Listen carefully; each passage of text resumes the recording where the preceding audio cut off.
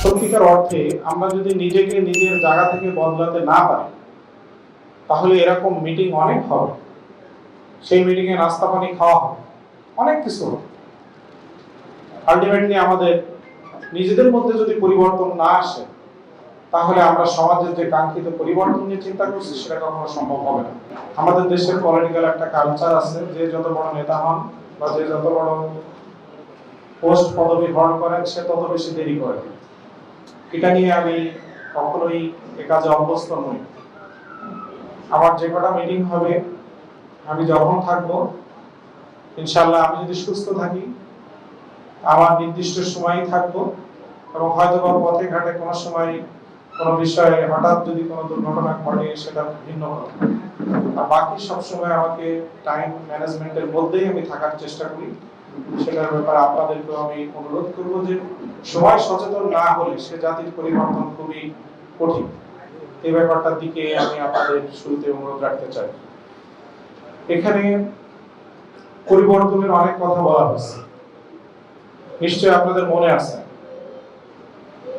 গ্রামীণ ফোনের স্লোগান ছিল মেবি এটা, যে বদলে যাও বদলে দাও, এরকম একটা স্লোগান ছিল গ্রামীণ ফোনের।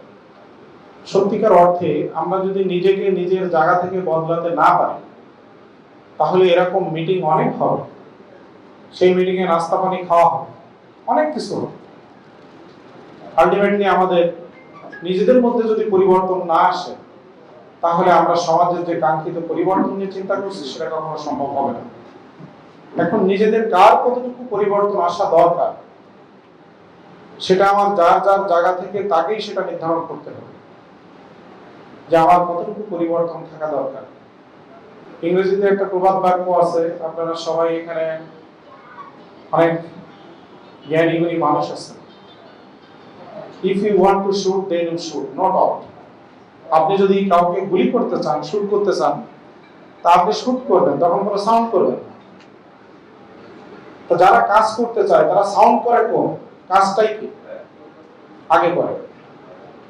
আমি আপনাদেরকে অনুরোধ করব যে আজকে এখানে আমরা যারা আছি, আমরা সেই জায়গা থেকে নিজেদের যার যার অবস্থানকে যদি সত্যিকার অর্থে পরিবর্তনের চিন্তা এনে কাজ করতে পারি, তাহলে সব কিছু করা সম্ভব।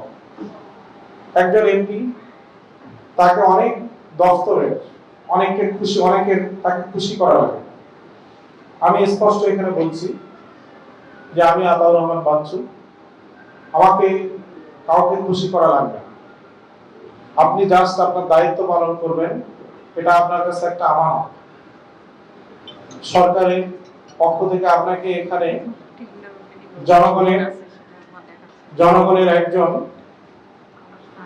সেবক হিসাবে, জনগণের কল্যাণে আপনাকে ফুল টাইম নিয়োজিত থাকার জন্য এখানে গভর্নমেন্ট আপনাকে পাঠিয়েছে।